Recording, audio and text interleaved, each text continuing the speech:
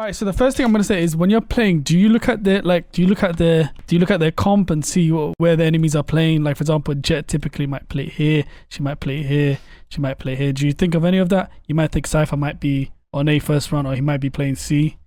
Is there any of that coming to your mind when you're? That's typical first step I recommend is just look at their comp, not in this the buy phase, but usually in the loading phase.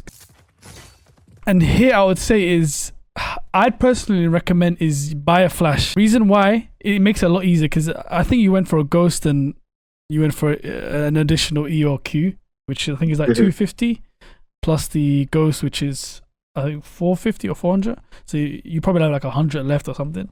I'd recommend again a flash. It makes it easy, especially if you're pushing sight and it's smoked off. You can just flash out, bang, push out, and it makes it even easier on pistol because it takes longer for them to shoot the layer as opposed to buy round.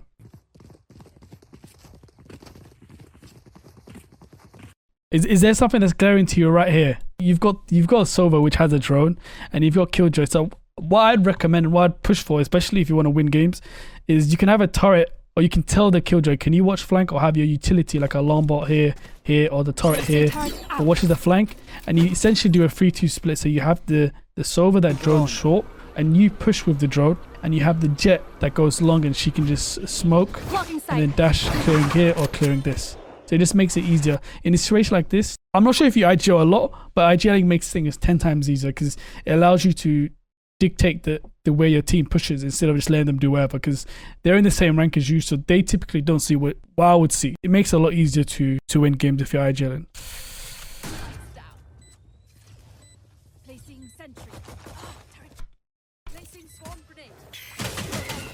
Okay, yeah, that's a huge red flag. So in this situation, you can see you got Killjoy in this position, which she's probably going to watch this or this.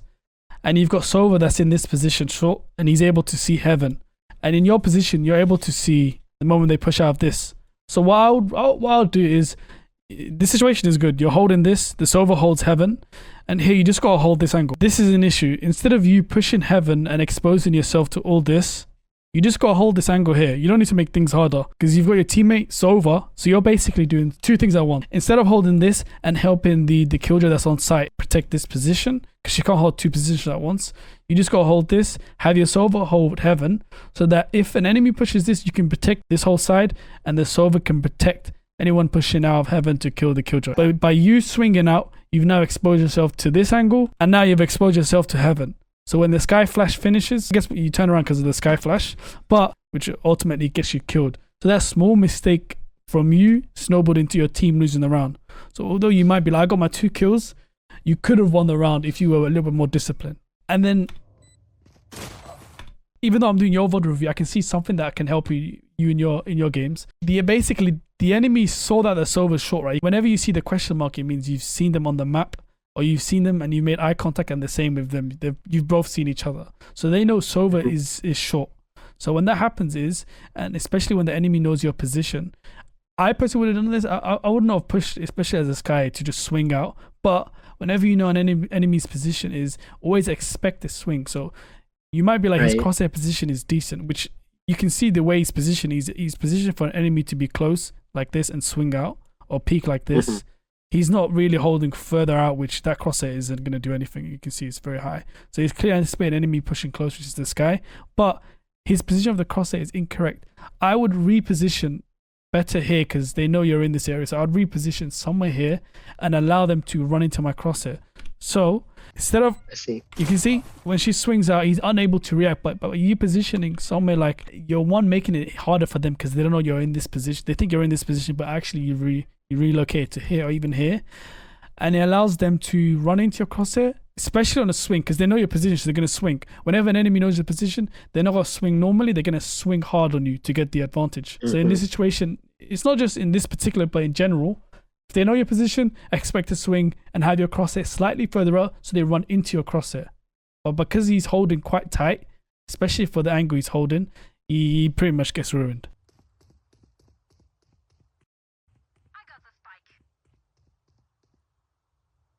Trying to hit. And this is a big issue. You didn't see an enemy push here or here, so you don't know if there's an enemy in this area, and it's a very high risky place to turn your back to, because they might just be holding this, or they might be pushing here as you're turning your back and you get killed. Instead of going back like this, just face this direction and just go back slowly. If an enemy picks you there, you're pretty much dead. Although you didn't see an enemy, you don't know if an enemy can be in this area. So they could be holding this, you don't know. So you turning your back, you're just invite them to kill you if they're there. You've got to always anticipate that an enemy can be there. And if it is, am I prepared? And this answer is clearly no.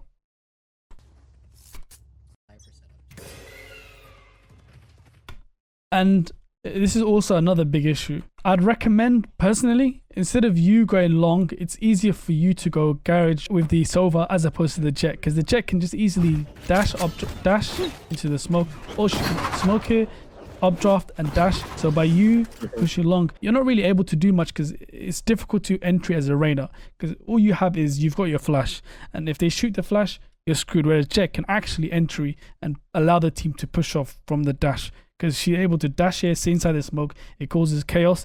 So just call that. If you notice your Jet doing things that doesn't seem right, like her going short instead of going long, just let her know, hey Jet, I need you to go long and dash this. And here I'd recommend is the moment your two teammates die, you know your Jet's here, you know an enemy Jet's here, and you know the Scyfe is here. So you push in. I'd recommend to go back and see if you can get a pick, because it's only 3 versus 4. It's still salvageable. And you've got the gun advantage, so you're able to just go back, regroup. They might push off that, or you might be able to kill one of them that's pushed up in A lobby or something. Instead of pushing this into a Cypher and into a Jet. Even if it wasn't Cypher and it was Omen, but you pushing into both of them, you're pretty much going to get killed from 2 spots, because you've got the Omen backside, or the Scythe in this case, and you've got the Jet here, and they're going to be rotating instantly from that. Exactly, yeah. So you could have probably killed the one that was flanking, or even if you didn't, you could have traded it, and now they don't know where you're going to go. That was probably the B player or the A player. So now they're going to be rotating back, and then from there you can maybe go back, punish the ones that are out of position, as opposed to just pushing like that, and now you've lost it. All right, immediately when there's an ult, or the enemies have an ult, like in this situation, you can see they've got two big ults. You know where Sky's typically playing? She's playing towards here and here, but typically in this area of the map. So you know the ult is guaranteed the Sky ults in this area. On top of that, you know Raze is typically playing B/A. So you know that going towards A and B is going to be very difficult because of the ult. I'm not sure if you noticed that during the game, but the moment you see the ult, and especially when you have an idea on how they're playing, is you going A is going to be very difficult killing that, because she ults. She can ult from here, she can push like this, she can ult a multitude of ways. She can be in heaven waiting for the plant and then ult like this. Going A is going to be very difficult unless you play D4 and you bait out. So I'll just keep that in mind. When you see the ult, notice where they're playing and which is easier to hit from there. That makes sense. Sky's long. Yeah. I've got your trail. Okay.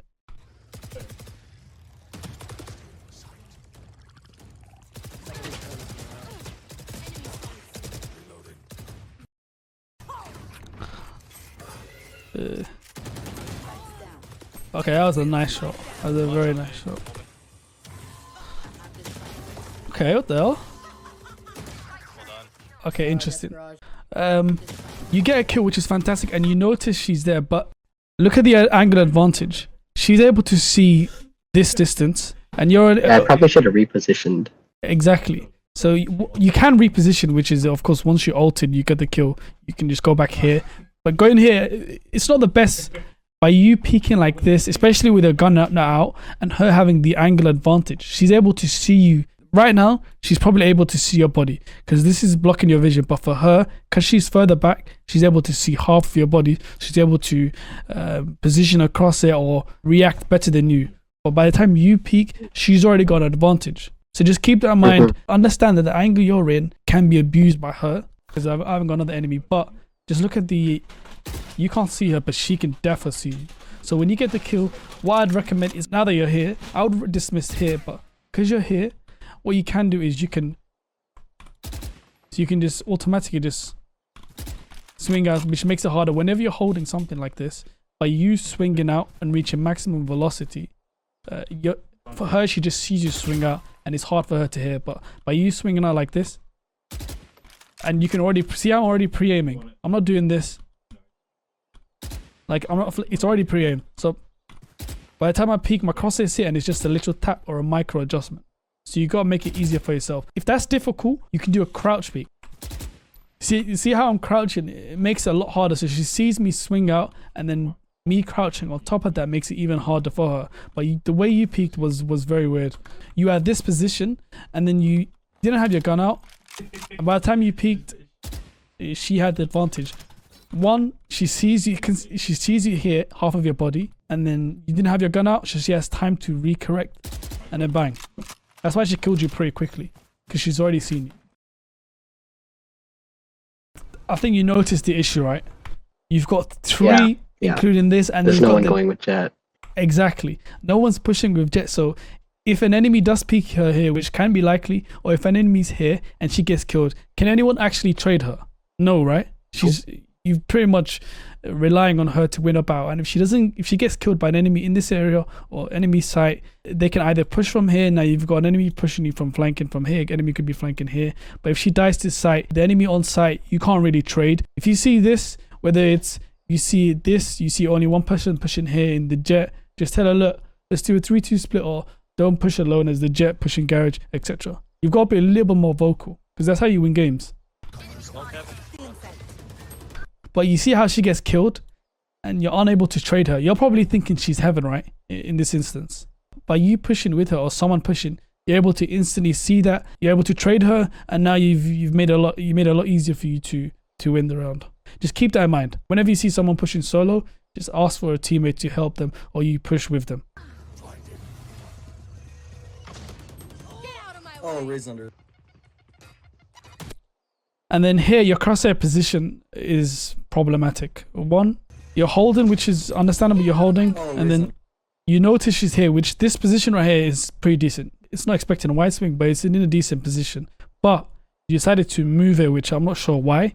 And then there's moments like this where if she peeks, you don't need to jiggle in and out. You just need to hold her. You going to side is making it harder for yourself because your crosshair is in a position like this. So when she does peek like now, you've got to rely on a flick, and from there, generally relying on a flick like that from that type of distance it just makes things more inconsistent. Because if you were holding in a bare position like this, you could have anticipated that, and then she could have run into a crosshair and killed her. It would have been a lot easier than you just holding here and then flicking and then bang bang bang, you know. But you do really well to reposition your crosshair and recorrect yourself. And then from here, you're just in a very bad position. And when you notice an enemy flanking, you've got enemies pushing from multiple positions. Instead of playing safe like this, because you just get overwhelmed by not just utility, but by them as 3 or 4 enemies. So you just got to be aggro, play off angles, maybe play somewhere here, here, or here, or push up. And then you get a kill, you can dismiss and have your Omen play with you. But because you're both here, you've allowed them to take all this. You've allowed the Sky to push this or this. So now you're all crunched in a position where you're going to get bombarded with a lot of utility flashes by these 2 cages or Jet to block the vision, and makes it even more difficult. Yeah, which is why even though you got the kill, you were instantly overwhelmed and your Omen wasn't able to trade. Yeah. Whenever there's an operator, the potential operator where they have the money to buy an operator as the Jet chamber, you've got to be very careful. And what I love doing is, what you can call for is having the Jet smoke this. But by her smoking this, it makes it difficult for an enemy potentially, which can be Jet. Typically, they love posting up here and holding this because it's a free kill. By the Jet smoking this, it makes it harder for her to be like, okay, they could be already in short, it could be a fake, I'm not too sure. It makes it difficult. They can push out the smoke here. So by her smoking here, you're able to cross safely, etc., without you jiggling and risking your life. Okay. But here, the moment you see this type of smoke, you need to... Oh yeah, the gap. Exactly, you see this, so you're thinking to yourself, they probably know, okay, it's smoked here, because from the position they're at, they see the smoke immediately from their angle. They see the smoke, then they push, then they see the second angle. You can hold this position, not exactly here, but you can position yourself slightly here, so you've got your back covered and you're holding this smoke angle. So you're able to hold that angle like this, and you're able to kill an enemy pushing them. But even if you don't, you get damage off. Or what you can do, you can play inside the smoke, because they need to clear that smoke. And by you playing inside of it, you've got the advantage. But I don't think you did any of that because you assumed the Omen ulted So you hear him TPing, then you hear that noise, which is a cancel noise, and then here you're just wary, you're turning your back, you could have got killed. Exactly. The thing I was covering earlier was where when you were here on the second round, you were on the pistol, you turned your back, you could have got killed, but in this instance, you turned your back and you pretty much did get killed because you're going to lose the round anyways. You're on 11 HP. And then from here, Killjoy ults, which doesn't make sense because you can see she hasn't got the ult, so she's probably one away. And when she's one away, she plants, and immediately she gets the ult. And you hear the Omen ulting. So your first, you can't really say because it's difficult because you're in a position where you're probably just zoned in onto killing the enemies and it's hard for you to look at this, the ultimate. But in her instance, she needs to be instantly ulting, or at least ulting a couple of seconds after. They've got the bomb down. They got to put, so if she ults here instantly, they've got to push out of the radius like this. So they've got to play here. It gives time for the bomb to tick. It allows you to play inside the smoke, and if they don't, you can just push up aggressively. And then if they're hiding here or hiding here, which I think the distance, able to get position, able to get this map control, and it makes it harder for them because they're like, okay, the enemy could be there but they're not sure, so they're going to be an off angle and you're able to kill them, dismiss, makes it harder. So all that could have been avoided had the Killjoy ulted, and that's where before the round starts, identify who's closest to an ult and strategize. In this case, telling the Killjoy to plant and then ult instantly from there. If you enjoyed this style of VOD reviewing, let me know in the comments. If you didn't, check out my other VOD reviews. And as always, until next time.